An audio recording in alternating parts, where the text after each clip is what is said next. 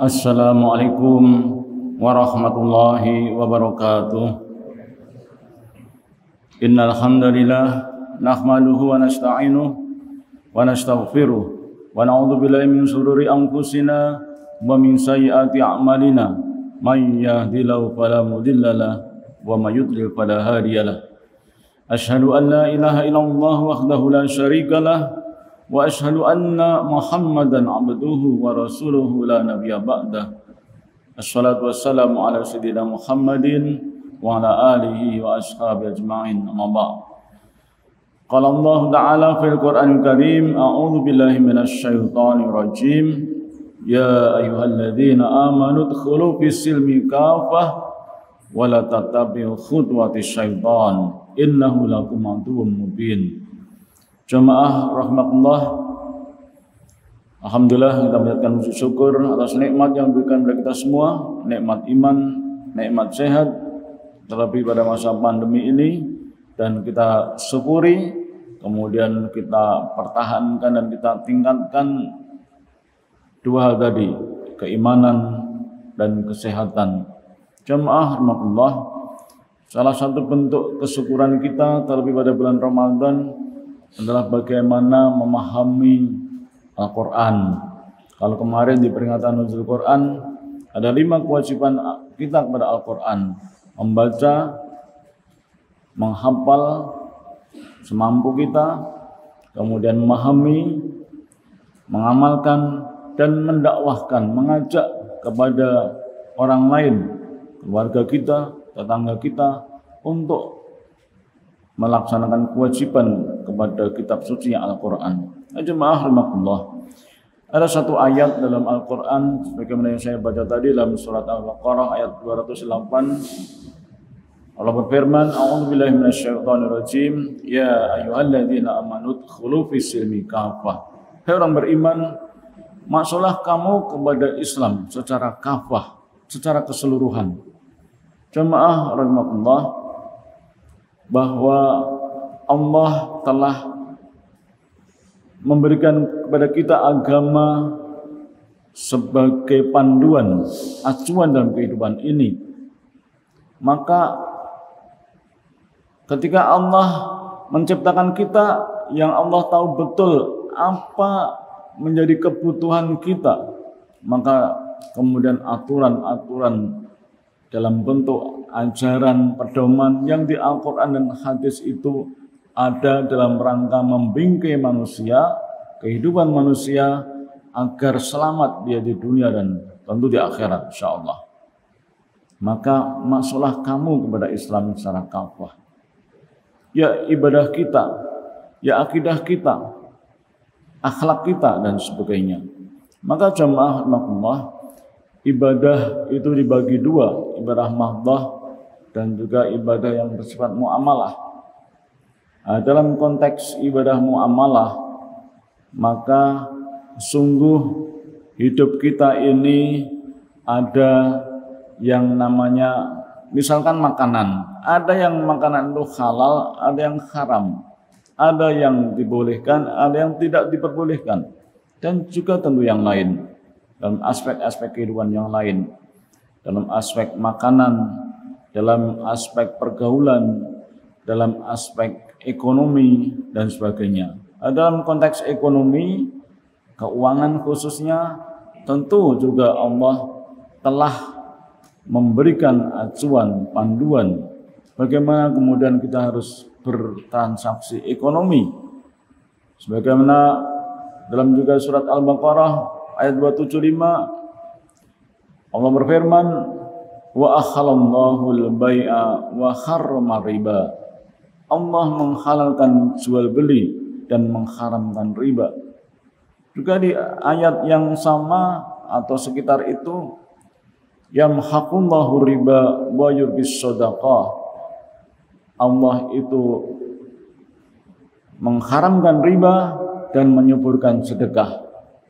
Nah, jamaah rahmatullah, pertanyaannya adalah apakah kemudian ekonomi kita masih bersifat ribawi atau tidak?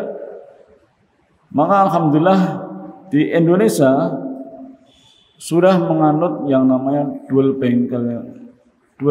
banking system, dua sistem perbankan. Ada perbankan konvensional istilahnya, ada perbankan yang bersifat syariah. Ada undang-undang perbankan konvensional, ada undang-undang perbankan syariah. Nah, maka sebagaimana ayat tadi, udkhulu fis-silmi kafah, masuklah kamu kepada Islam secara kafah. Maka kita harus mencari mana transaksi keuangan yang itu tidak bersifat ribawi. Maka kemudian kita merujuk pada undang-undang tadi, undang-undang perbankan syariah. Di sana ada disebutkan ada yang namanya perbankan syariah itu ada bank umum syariah, ada unit usaha syariah, ada BPR syariah, dan kemudian pada undang-undang yang lain koperasi juga ada yang namanya koperasi syariah. Itu lembaga-lembaga keuangan syariah yang ada di Indonesia resmi beroperasi, dan itu dalam rangka mengamalkan tadi wa akhalallahu al-bai'a wa harrama riba. Jamaah rahimakumullah, PR besar bangsa kita adalah bagaimana sebagai mayoritas muslim ini bisa melaksanakan apa yang ada dalam Quran hadis itu. Tidak hanya dalam konteks keuangan, dalam konteks makanan misalkan, food. Misalkan kita membeli bakso, apakah bakso yang kita makan itu sudah halal atau bercampur haram, bercampur babi misalnya? Apakah daging-daging yang kita makan itu sudah clear halalnya? Apakah ada label halal di situ atau tidak? Apakah sekedar label halal atau tidak? Juga dalam hal pariwisata misalkan, maka istilah sekarang adalah pariwisata halal, industri wisata halal. Sebuah kegiatan wisata yang memang jauh dari yang diharamkan. Ada hotel syariah, di sana mensyaratkan yang bermalam, yang menginap, ya harus, kalau lawan jenis, ya harus muhrimnya, suami istri atau keluarganya, dan sebagainya dan sebagainya. Maka kita bersyukur ya mas sekalian, di Indonesia khususnya sudah banyak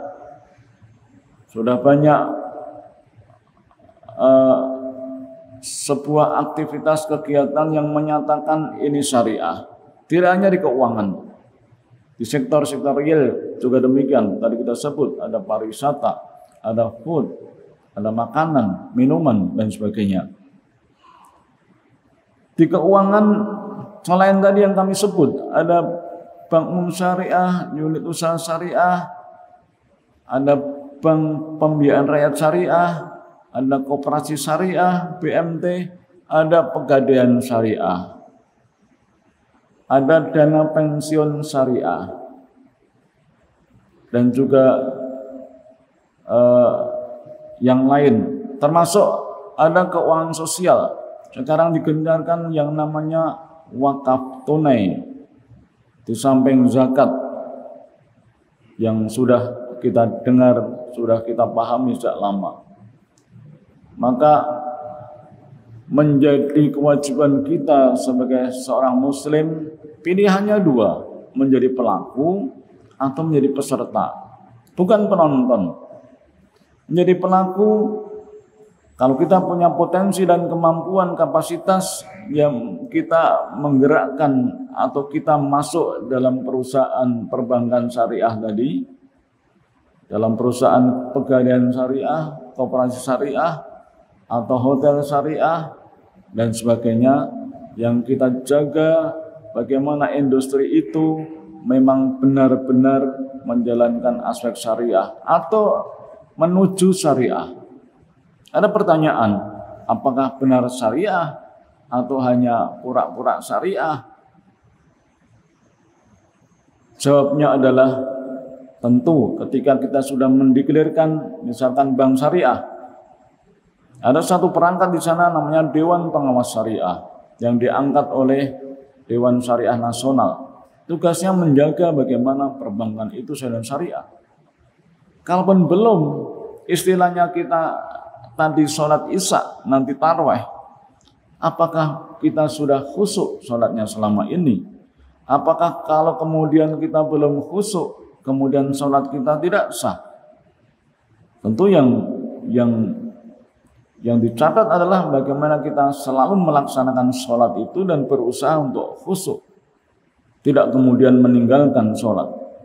Kalau belum semuanya syariah, tentu tidak kita tinggalkan.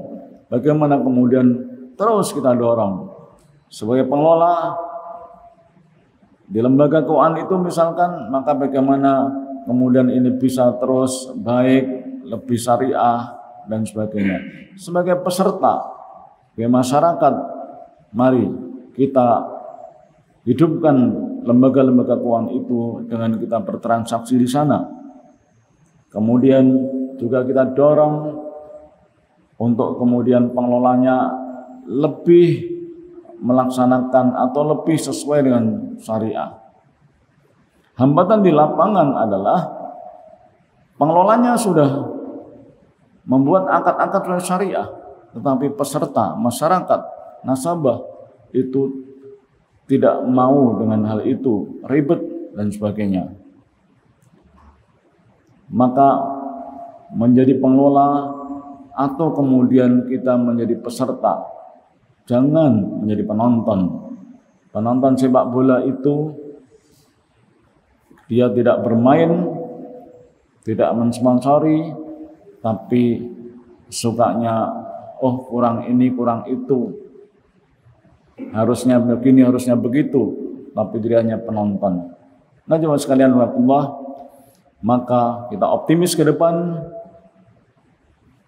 ekonomi Indonesia ini khususnya akan lebih baik terus nanti selama atau seusai pandemi.